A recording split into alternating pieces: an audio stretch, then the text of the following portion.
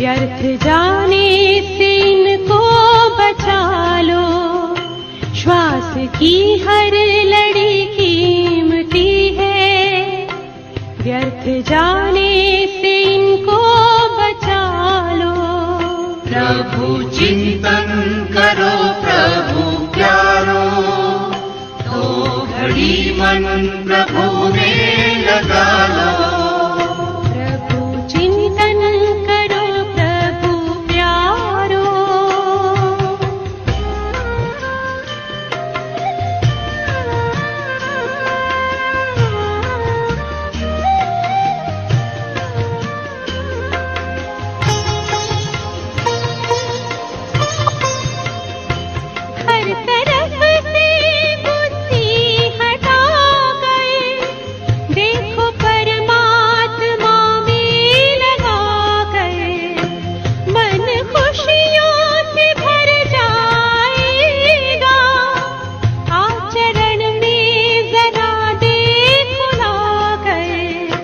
ज्ञान मंथन करो दुलारो, ज्ञान का दीप फिर से जला लो।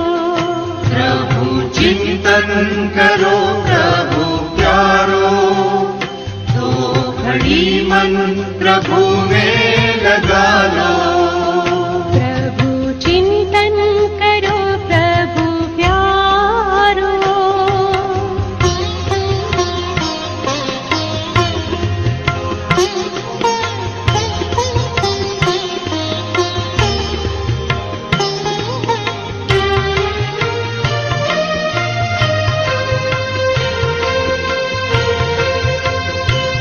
अपने अंतर की ज्योति जगा लो, प्रेम शांति की किरणें फैलाओ।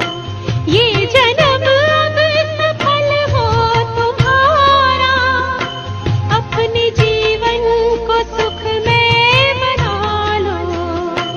आत्मचिंतन करो दुलारो, प्यास जन्मों की अपनी बुझा लो। प्रभु चिंतन करो प्रभु प्यारो, तो घड़ी मन प्रभु में लगा लो। प्रभु चिंतन करो प्रभु प्यारो, दो घड़ी मन प्रभु में लगा लो। व्यर्थ जाने से इनको बचा लो, व्यर्थ जाने से इनको बचा लो। व्यर्थ जाने से इनको बचा लो, व्यर्थ जाने से इनको बचा लो।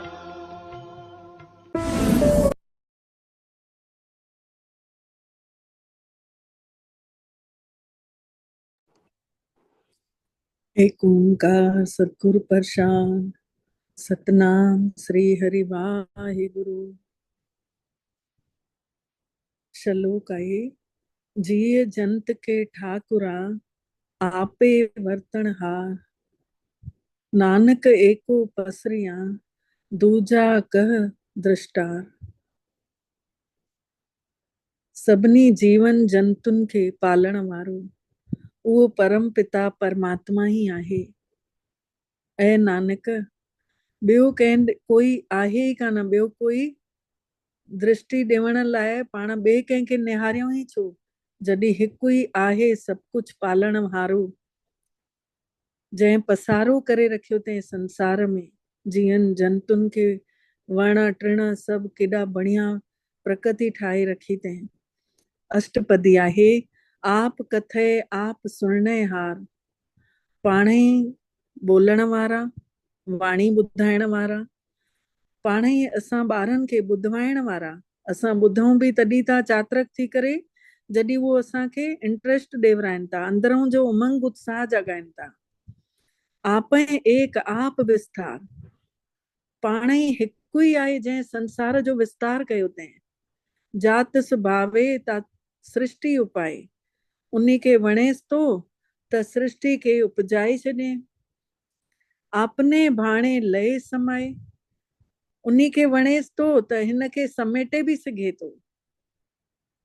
भगवान खे वणे परमात्मा खे त चाहे त समेटे छॾे थो सघे थो। तुम ते भिन्न नहीं कुछ होए। भगवान खां अलॻि काई शइ आहे ई कान। परमात्मा खां अलॻि काई शइ कोन्हे। उन्ही खां अलॻि थी करे असां कुछ बि न करे सघंदासीं। आपन सुत सभु जगत परोए। पंहिंजे सूत्र में सॼे संसार खे पिरोए वेठो आहे। हर हिकु आत्मा उन्ही जा गुणगान करे थी, चाहे नंढो हुजे चाहे वॾो हुजे, चाहे ग़रीब हुजे चाहे अमीर हुजे, हर कोई उन्ही खे पुकारे थो। छोकी पंहिंजे सूत्र में सभिनी खे सॼे संसार जे माण्हुनि खे पिरोए छॾियो अथई। जाको प्रभु जियो आप बुझाए। जंहिंखे परमात्मा पाण तृप्त करे था छॾनि। सच नाम सोई जन पाए। सचे नाम जो नालो बि उन्हनि खे ई मिले थो। जंहिंखे उहो तृप्त करणु चाहे थो उन्ही खे ई करे थो। सो समदर्शी तत्का वेता। जेको सभिनी खे हिकु नज़र सां ॾिसण वारो आहे।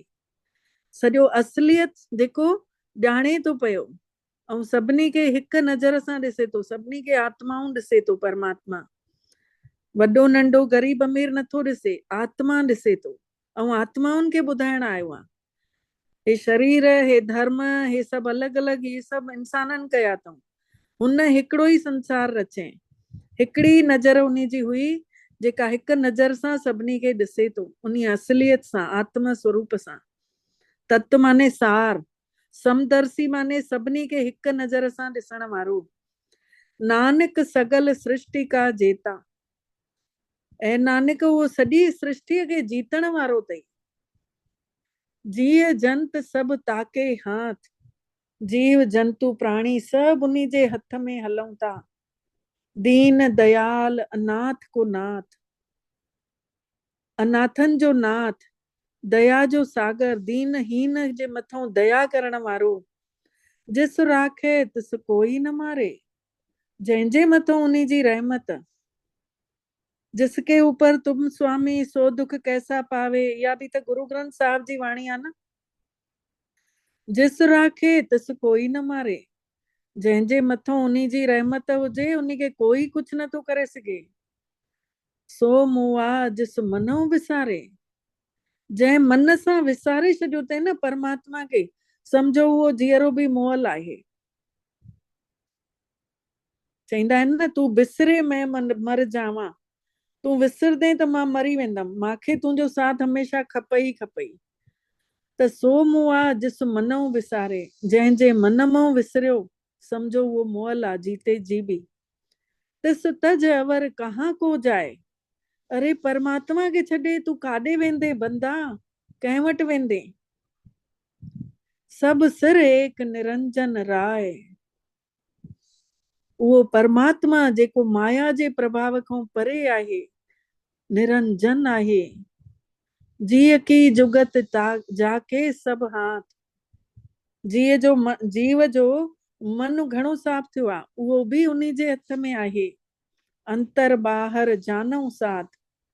जंहिं जीव ने अंदर महसूस कयो अथई कि मूंसां उहो गॾु आहे, उहो ॿाहिरि रही करे बि महसूस करे थो जीव कि मूंसां परमात्मा गॾु आहे। गुण निधान बेअंत पार। उहो गुणनि जो खजानो आहे, बेअंत आहे। जंहिंजो अंत न पाए सघंदासीं, उहो अपार आहे। नानक दास सदा बलिहार। ऐं नानक हे दास तो उन्ही जे मथों बलिहार लॻो पियो आहे। पूरण पूर रहे दयाल। उहो गुरु पूरो सचो सतगुरु सभिनी जे मथों दयाल ठही वेठो आहे। सभु ऊपर होवत कृपाल। सभिनी जे मथों कृपा करे वेठो आहे, उहो कृपाल ठही करे। अपने कर्तव्य जाने आप। पंहिंजा कर्तव्य जेके रचिया अथई उहे पाण ई ॼाणे थो पियो। अंतरजामी रहियो व्याप। अंदर ई अंदर उहो सभिनी खे पालना करे थो। प्रतिपाले जीवन बहुभात। केतिरनि तरीक़नि सां जीवन जी पालना करे थो। जीअं मछली आहे पाणी में, त उन्ही खे ओड़ो ई अनाज मिले थो। जेको जीव गर्भ में आहे उन्ही खे बि खीर जी व्यवस्था उन्हीअ करे छॾियईं। जेको पखी आहिनि उन्हनि जे लाइ वण टिणनि में फल पैदा करे छॾियईं। त केतिरो बढ़िया तरीक़े सां भगवान ने रचना रची अथई। प्रतिपाले जीवन बहुभात, अलॻि अलॻि तरीक़नि सां जीवन खे पाले थो पियो। जो जो रचियो सो तुसई ध्यात, जंहिंखे रचियो अथई उहे ई उन्ही खे ध्यान करे वेठा आहिनि, उन्ही जो ध्यान करनि था, उहे उन्ही खे ई यादि करनि था। जिस भावे तिस लय मिलाए, जंहिंखे चाहे तो उन्ही खे पाण सां मिलाए थो वठे। भगत करें हरि के गुण गाए, जेको भगत उन्ही परमात्मा जा गुण ॻाइण थो लॻे पियो। मन अंतर विश्वास कर मानिया, जंहिंखे अंदर विश्वास अची वियो परमात्मा जे मथां, उहो भगत उन्ही परमात्मा जा गुणगान कंदो थो रहे। करन हार नानक इक जानिया, ऐं नानक करण हार उन्ही हिक खे ॼाण, उहो ई आहे सभु कुझु करण करावण हार। जन लागा हरि एकै नाम, जंहिंखे इहो पतो पइजी वियो कि हर परमात्मा जो नालो हिकु ई आहे, जंहिं परमात्मा खे यादि करणो आहे। तिसकी आस न विरथी जाई, उन्ही जी जेका आहे न सोच उहा व्यर्थ न वञी सघंदी आहे। उहो त हिक में ई टिकियल हूंदो पोइ, जंहिंखे उन्ही खे विश्वास अची वियो कि नाम जे अलावा कुझु आहे ई कान संसार में, पोइ उहो त व्यर्थ सोचींदो ई कान, उन्ही जी आश कॾहिं व्यर्थ वेंदी ई कान। सेवक को सेवा बने आई, सेवक खे छड़ी सेवा ई नज़र ईंदी। परमात्मा खे यादि कंदे कंदे जेको सचो सेवक हूंदो न, उन्ही खे सेवा ई पई नज़र ईंदी, चाहे उहो कहिड़े बि संसार जे कहिड़े बि माहौल में हुजे। हुकुम बूझ परम पद पाए, उहो परमात्मा जो हुकुम सम्झी करे सेवा कंदो ऐं ऊंचे पद खे पाईंदो। केर? जंहिंखे सेवा ई नज़र थी अचे। सेवक को सेवा बने आई, सेवक खे सेवा ई नज़र अचे थी। हुकुम बूझ परम पद पाई, उहो परमात्मा जो हुकुम सम्झी करे उहो सेवा करे थो त उन्ही जो ऊंचो पद थो प्राप्त करे उहो बंदो। इसते ऊपर नाही विचार, इन्ही खां वधीक कोई वीचार हलाए ई न सघंदा आहियूं, छोकी भगवान को मथे कोई आहे ई कान। जाके मन बसिया निरंकार, जंहिंजे मन में उहो निराकार वसजी वियो, जंहिंजे मन में हृदय में उहो निराकार अची वेही रहियो, त उन्ही खे त ॿियो कोई चिंता करण जी ज़रूरत ई कान्हे, वीचार हलाइण जो ज़रूरत ई कान्हे। बंधन तोर भय निर्वैर, उन्ही जा सभु बंधन टुटी पवंदा, उन्ही जो कंहिंसां वैर भाव बि न रहंदो, उहो निर्वैर आत्मा ठही वेंदी। अंदिन पूजे गुरु के, अंदिन पूजे गुरु के पैर, पोइ हर ॾींहुं उहो परमात्मा जा चरण पूजींदो पियो, छोकी उन्ही जा बंधन कटिजी था वञनि यादि सां। उन्ही खे निराकार ने अहिड़ो दिलि में अची वेही रहियो आहे त उन्ही खे हर ॾींहुं जंहिं उन्ही खे ज्ञान ॾिनो हूंदसि उन्ही जा पेर पूजींदो रहंदो। ई लोक सुखी परलोक सुहेले, पोइ उहो हिन लोक में बि सुखी ऐं परलोक बि उन्ही जो संवरे थो पियो। सची नाम जी कमाईअ सां उन्ही जो परलोक बि सुहेलो थो थींदो वञे।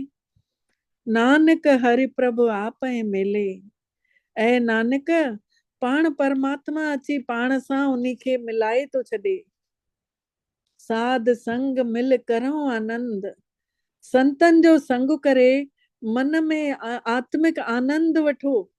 गुण गावऊं प्रभु परमानंद, संतन जो संग कंदे कंदे परम आनंद जो महसूस था थिए। आत्मा जेका आहे भगवान जा गुणगान कंदी ऐं परम आनंद जो अनुभव करे सघंदी आहे। राम नाम तत् करो विचार, छड़ो तत् माने सार, उन्ही पर सॼे न जो सार छा आहे उन्ही जो वीचार कयूं न कि भई परमात्मा आहे निराकार, बिंदु स्वरूप आहे, ज्योति स्वरूप। राम नाम तत् करो विचार, उन्ही राम जो वीचार हलाए। राम 3 प्रकार जा चया विया आहिनि न संसार में। एक राम है घट घट बैठा, एक राम है जगत से न्यारा, एक राम है जगत को प्यारा। हिकु रामचंद्र जेको जगत खे वणंदो आहे संसार वारनि खे, ऐं हिकु राम जो नालो जेको जगत खां न्यारो आहे, जेको अर्थी महिल चवंदा आहियूं राम नाम सत्य है, उन्ही खे बि राम चइबो आहे। ऐं हिकु राम चवंदा आहिनि माण्हू की आत्मा राम, आत्मा हर कंहिंजे अंदर आहे, त माण्हुनि उन्ही खे ई दर्शन करे परमात्मा सम्झी वरितऊं। त राम नाम तत्व करणु वीचार, राम नाम जो सार जो तूं वीचार कर, दुर्लभ देह का करूं उधार। ये जेका देह मिली आहे इहा दुर्लभ मिली आहे, हेॾनि कर्मनि करण खां पोइ एॾी सुठी देह मिली आहे, त हाणे इन जो उद्धार करणो आहे देह जो बि। त आत्मा उन परमात्मा जे प्यार में मगन हुजे, सॼो ॾींहुं परमात्मा खे सारींदी रहे, सॼो ॾींहुं अंदरि उन जा वीचार हलायूं, उहो कीअं आहे, उहो असां सां कीअं मिलंदो, मांखे मिले छो नथो, जीअं अंदरि वीचार अचनि न, सम्झो जिज्ञासा जागे थी। अमृत वचन हरि नाम, हरि के गुण गाओ, परमात्मा जा अमृत वचन ॿुधी करे उन्ही जा गुणगान कंदा रहूं। प्राण तरण का इहे सुहाओ, पंहिंजे प्राण बचाइण जो इहो ई तरीक़ो आहे, पंहिंजे पाण खे शुद्ध ठाहिण जो इहो ई तरीक़ो आहे।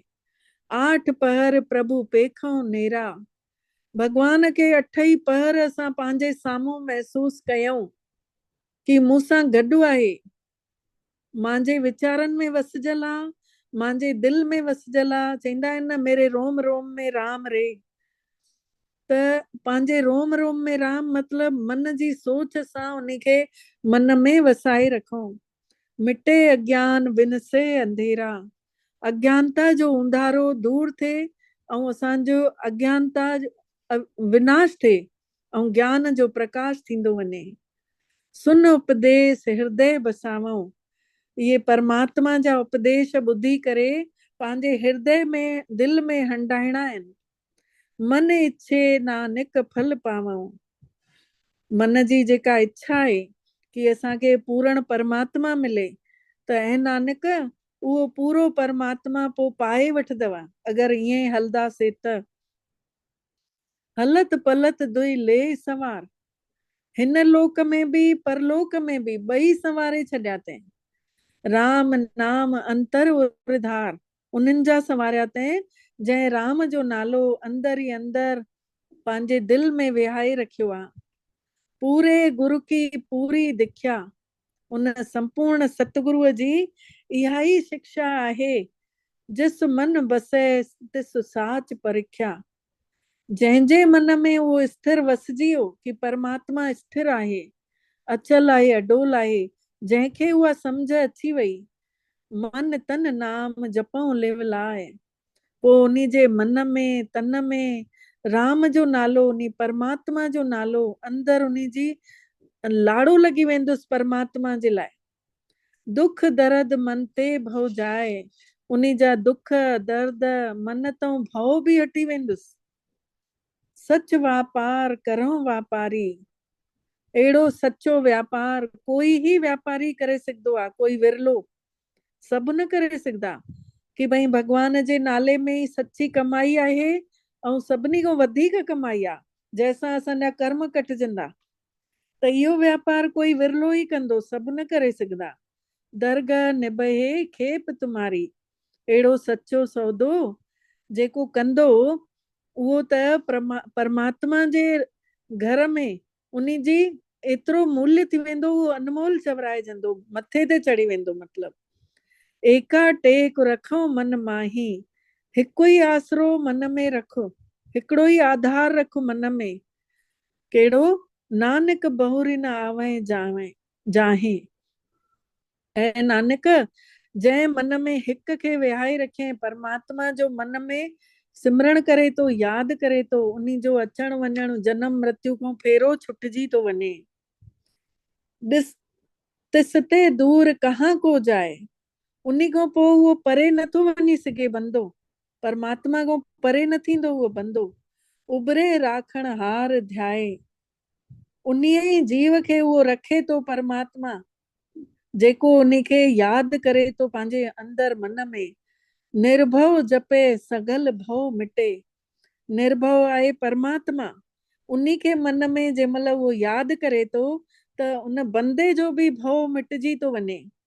प्रभु कृपा ते प्राणी छूटे, परमात्मा जी कृपा ते प्राणी जेको आहे बंधन मुक्त थो थी वञे, छुटी थो वञे। आत्मा जेका आहे स्वतंत्र थी वञे, उन्ही खे आत्मा जो परिचय थो मिली वञे। जिस प्रभु राखे तिस नाही दुख, जंहिंखे भगवान पाण रक्षा करे थो उन्ही खे कोई दुख नथो आॾे अचे। नाम जपत मन होवत सुख, नाम जपींदे जपींदे मन में सुख अपार वसण लगे थो। चिंता जाए मिटे अहंकार, उन्ही बंदे जी चिंताऊं ख़त्म थियूं थी वञनि, उन्ही जो अहंकार ख़त्म थो थी वञे। तिस जन को न पहुचण हार, पोइ अहिड़े बंदे खे बराबरी कोई नथो करे सघे, जेको नाम जो नालो अंदर विहाए रखियो अथई, जेको 8 पहर ई उन्ही परमात्मा खे गॾु थो महसूस करे, त अहिड़े बंदे जी बराबरी कोई न करे सघंदो।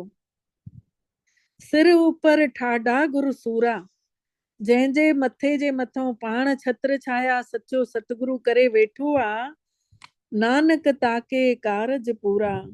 ऐं नानक उन्ही जा त सभु कम पाण पूरा थींदा।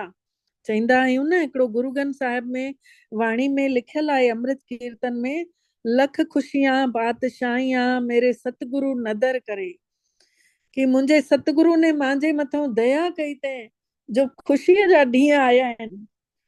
त नानक ताके कारज पूरा, ऐं नानक उन्ही जा सभु कम पूरा थींदा आहिनि। जेको 8 पहर परमात्मा जे यादि में हुजे थो, जंहिंजे मथां पाण सचो सतगुरु छाया करे वेठो आहे, छत्र छाया ठही वेठो आहे।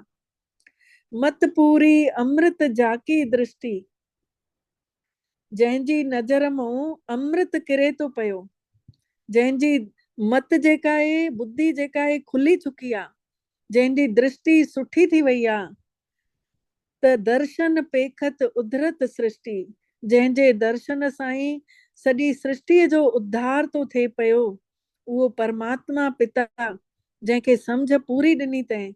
चरण कमल जाके अनूप, जंहिंजे अंदर उन्ही जो स्वरूप कमल वांगुर वेठल आहे।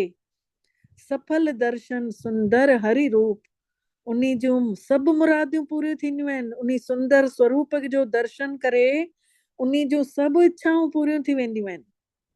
धन सेवा सेवक परवान, उन्ही जो धन बि क़बूल थी वेंदो आहे परमात्मा वटि, उन्ही सेवक जो, उन्ही जी सेवा बि क़बूल थी वेंदी आहे। अंतर्यामी पुरख प्रधान, सभिनी खां वॾो उहो परम पिता परमात्मा सभिनी खां वॾो चवराइजंदो आहे। अंतर्यामी, जेको अंदर जो अंदर ई अंदर जेको प्रकट थो थिए, महसूस था करे सघूं, उनखे ॿुधाए नथा सघूं पिया। जिस मन बसे सो होत निहाल, जंहिंजे मन में उहो वसजे थो, उहो ई उन्ही दया खे उन्ही महसूस करे थो, नम्रता खे। ताके निकट न आवत काल, उन्ही जे अॻितों कॾहिं बि मौत बि न अची सघंदी, मौत बि टली वेंदी। चवंदा आहिनि न, सूली खां कंडो थी वेंदो आहे, ईअं थींदो उन्ही जे अॻितों। जिस मन बसे सो होत निहाल, जंहिंजे मन में वसियल आहे उहो निवड़त ऐं हिकदमि निहाल थो थी वञे, उन्ही जे अॻितों भरपूर थो थी वञे। ताके निकट न आवे काल आवत काल, उन्ही जे अॻितों उहो काल बि नथो अची सघे। अमर भय अमरा पद पाया, साध संग नानक हरि ध्याया, उहो हमेशा कायम रहण वारो दर्जो हासिल थो करे वठे। कहिड़ो? आत्मा जेका आहे हमेशा कायम रहंदी ऐं परमात्मा हमेशा कायम रहंदो।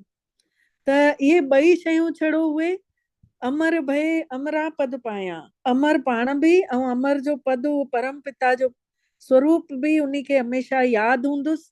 साध संग नानक हरि ध्याया, उहो ऐं बंदा ऐं नानक उहो संतनि जो संग करे परमात्मा खे ध्यानु कंदो रहंदो। सतनाम श्री हरि वाहिगुरु। इहा 22वीं अष्टपदी पूरी थी। एक ओंकार सतगुरु प्रसाद। महसूस कंदासीं पंहिंजे पाण खे सच्चे स्वरूप में। मां आत्मा निराकार परम पिता परमात्मा जी ॿार मां शांत स्वरूप आहियां, प्रेम स्वरूप आहियां। महसूस कयो मां पवित्र स्वरूप आहियां, शांतीअ जे सागर जी ॿार आहियां। अनुभव कयो मां आत्मा निराकार आहियां ऐं मुंहिंजो पिता बि निराकार आहिनि। सभु सोच खे समेटे वठूं हिकु बिंदु स्वरूप में निरड़ ते पंहिंजो पाण खे चमकीलो सितारो ॾिसूं। जीअं आसमान में सितारा हूंदा आहिनि तीअं मां सितारो चमकीलो महसूस थी कयां, पंहिंजो पाण खे निरड़ ते चमकां थी पई, प्रकाशवान तेजस्वी पंहिंजो पाण खे महसूस कयूं सर्वशक्तिवान परमात्मा जी मां संतान, मास्टर सर्वशक्तिवान जंहिंखे सॼो संसार ॻोल्हे थो, उन्ही खे मां महसूस थी कयां। हिन निरड़ ते मां आत्मा वेठल आहियां, शांत स्वरूप, प्रेम स्वरूप, पवित्र स्वरूप, शक्ति स्वरूप। अनुभव कयूं मां आत्मा शक्तिशाली महसूस थी कयां, पंहिंजो पाण खे निराकार। मुंहिंजो मुंहुं मां चमकीली किरणा निकिरंदे निकिरंदे पूरे शक्तियूं मुंहिंजे अंदरों ॿाहिरि थियूं निकिरनि ऐं महसूस था कयूं कि ये शक्तियूं मां आत्मा मां फैलजंदियूं थी वञनि पूरे घर में। मां परम पिता परमात्मा जी निराकार शक्तिशाली आत्मा, मांखे शिव परमात्मा पाण पंहिंजनि शक्तियुनि सां भरपूर करे रहिया आहिनि। मथों महसूस कयूं सच्चे सतगुरुअ मां किरणा निकिरनि थियूं, धीरे धीरे असां ॾे अचनि थियूं। महसूस कयूं असां सभिनी जे अंदर निरड़ ते ये परमात्मा जूं किरणा पवंदियूं थियूं वञनि। भगवान जी शक्ति असांजे अंदर ईंदी थी वञे। परमात्मा असां सभिनी खे प्यार करनि था। सच्चे सतगुरुअ जा असां सभु आत्माऊं ॿार आहियूं। अनुभव कयूं भगवान असांजी मदद थो करे, परमात्मा पंहिंजी छांव में रखण थो चाहे। महसूस कयूं सच्चो साथी असांजो पाण भगवान आहे, जंहिंखे चईंदा हुआसीं तुम्ही हो माता पिता तुम्ही हो, तुम्ही हो बंधु सखा तुम्ही हो, तुम्ही हो साथी, तुम्ही सहारे, कोई न अपना सिवा तुम्हारे। उन्ही खे महसूस कयूं परमात्मा जूं सोन जहिड़ियूं किरणा असां सभिनी जे निरड़ ते पवनि थियूं ऐं असां सभु निरड़ ते चमकूं था, परमात्मा जी शक्ति खे महसूस था कयूं। श्वासन जो खजानो वधंदो थो वञे, उमिरि वॾी थी थींदी वञे। अनुभव कयूं धीरे धीरे पाण सभु परमात्मा जी दिलि ते चढ़ूं था। इन्ही अवस्था में भगवान जी अखियुनि जा सितारा ठही विया आहियूं। परमात्मा ने पाण असां सभिनी खे पंहिंजो सच्चो ज्ञान ॾेई करे सच्चो प्यार करणु सेखारनि था। सभिनी खां ऊंचो स्थान ॾिनो अथऊं। निरड़ ते मां आत्मा मणीअ वांगुरु चमकां थी पई। महसूस कयूं पंहिंजो पाण खे निरड़ ते चमकीली मणी ऐं मां मणीअ मां प्रकाश निकिरे थो जेको सॼे शरीर खे हलाए थो। अनुभव कयूं मां आत्मा प्रकाशवान आत्मा सॼे शरीर में चमकीलो प्रकाश ॾिसूं था फैलजंदो थो वञे ऐं हे शरीर सॼो परमात्मा जी शक्तिअ सां स्वस्थ थो थिए। सॼो शरीर शक्तिशाली थो थिए। जीअं शरीर खे रोटी खाराइबी आहे त शरीर स्वस्थ रहंदो आहे, तीअं ई आत्मा खे परमात्मा जी शक्ति खपे। परमात्मा जी शक्ति असां आत्माउनि खे हलाए थी पई, जो शरीर खे हलाए था सघूं। सुप्रीम पावर हाउस मां करंट अचे थी असां आत्माउनि में, ऐं इहा करंट सॼे शरीर में फैलिजे थी।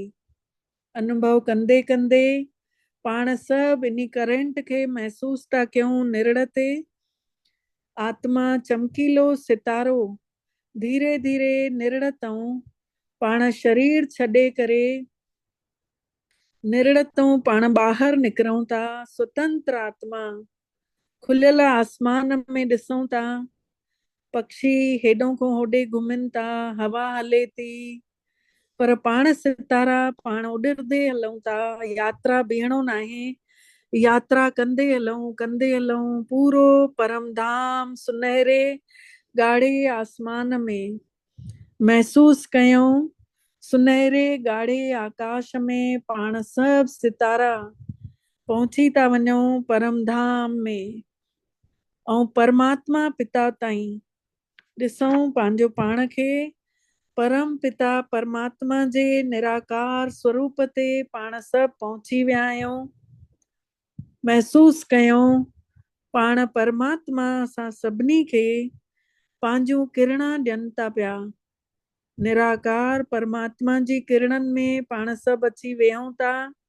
उन जी छांव में भगवान जी किरणनि ने असां सभिनी खे छाया करे रखी अथई। पंहिंजी गोद ॾिनी अथई, पंहिंजी शक्ति ॾियनि था, पंहिंजो सचो प्यार ॾियनि था, निस्वार्थ प्यार। भगवान खे असां में कोई स्वार्थ कोन्हे। असां सभु उन्ही जा बंदा निराकार स्वरूप में पंहिंजे पिता वटि आया आहियूं। शक्तियूं भरण आया आहियूं। महसूस कयूं पाण सभु विशेष आत्माऊं आहियूं जंहिंखे परमात्मा ने पाण चूंडे कढियो अथई। जो मांगे ठाकुर अपने ते सोई सोई देवे, नानक दास मुख ते जो बोले इहा उहा सच होवे। जेको जंहिं घुरियो आहे हिन महिल ई परम धाम में परमात्मा खां घुरियो त सेस कि तूं मिल असांखे, तूं असांखे पंहिंजो परिचय ॾे, असांखे पंहिंजी छांव ॾे, सची सुमति ॾे। महसूस कयूं पाण सभिनी खे सची सुमत ॾियण पाण खे महसूस करिणो आहे। परम धाम में सुनहरे ॻाढ़े आसमान में पाण सभु परमात्मा वटि वेठल आहियूं। अनुभव कयूं था भगवान जी रोशनी में सनानु कयूं था। सभिनी खे ताक़तां मिलंदियूं थी वञनि। धीरे धीरे पाण सभिनी जी ताक़त वधंदी थी वञे। भगवान जी छांव में रहंदे रहंदे सच्चो प्यार करणु अची थो वञे। निस्वार्थ प्यार आत्मा परमात्मा में खोइजंदी थी वञे। लवलीन अवस्था हिकु हिकु किरण परमात्मा जी असां ॿारनि खे प्रेम बि ॾे थी, शांति बि ॾे थी, शक्ति बि ॾे थी, सुख बि ॾे थी, पवित्रता बि ॾियनि था।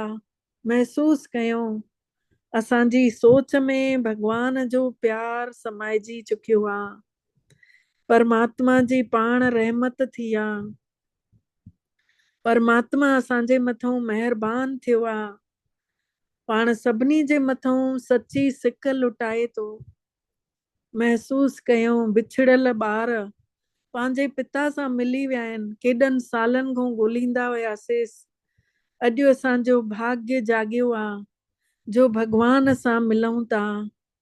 जंहिंखे केॾनि ॾींहंनि खां गुरुद्वारनि में ॻोल्हियोसीं, मंदिरनि में ॻोल्हियोसीं, तीर्थनि में वियासीं, पर सचो बाबो मिलियो न हुयो। हाणे उन जी असीम कृपा सां अॼु असां पंहिंजे मिठड़े बाबल जे अखियुनि जे अॻितो आहियूं। उन जी शक्तिअ में पाण सभु सनानु कयूं था। उन जे प्यार सां भरपूर थींदा था वञूं। महसूस कयूं अहिड़ो मिठड़ो बाबल असां ॿारनि खे पंहिंजा सुख ॾेई करे भरपूर करनि था। शांति धाम में असांखे सची शांति ॾेई रहिया आहिनि। महसूस कयूं चारों तरफ़ आनंद ही आनंद आहे। चारों तरफ़ शांति ही शांति आहे। अहिड़े शांतीअ जे संसार में पाण सभु आत्माऊं पहुची विया आहियूं, भरपूर थी विया आहियूं परमात्मा जे सच्चे प्यार सां। अनुभव कंदे कंदे भरपूर थी करे भगवान खां मोकिलायूं था। जंहिं जिम्मेदारी ॾिनी तंहिं उहा जिम्मेदारी पूरी करण लाइ परम पिता परमात्मा खां छुट्टी वठी पाण सभु लहूं था हेठि। धीरे धीरे लहंदे लहंदे अचूं था हेठि। महसूस कयूं लही करे पहुची वियासीं पंहिंजे पंहिंजे मस्तक ते, निरड़ ते। मां आत्मा पंहिंजे पंहिंजे निरड़ ते महसूस कयूं शक्तिशाली थी आया आहियूं। आत्मा खे परमात्मा ॾांहुं शक्ति मिली आहे, गिफ्ट। इन्ही गिफ्ट खे संभाले रखिणो आहे, व्यर्थ न विञाइणो आहे, फालतू ॻाल्हियुनि में, निंदा में, पराई पचार में न विञाइणो आहे। इहा शक्ति भगवान जो मूंखे धन मिलियो आहे। इन्ही शक्ति खे हर आत्मा खे बांटणो आहे। सच्चो प्यार ॾेई, सच्चो सुख ॾेई, पवित्रता ॾेई, शांति ॾेई। शांति जा वचन ॻाल्हाए, मिठड़ो ॻाल्हाए, सभिनी खे विराइणो आहे। कॾहिं बि प्रसाद अकेले न खाइबो आहे, सभिनी खे विराए ॾींबो आहे। त पाण सभिनी खे भगवान ॾांहुं प्रसाद मिलियो आहे, इहो सभिनी खे विराइणो आहे। वंड विराए खाए माण्हू ईमान पाए। ओम शांति, ओम शांति, ओम शांति। शुक्राना मिठड़े सच्चे बाबल जा ऐं तव्हां सभिनि जा। ओम शांति।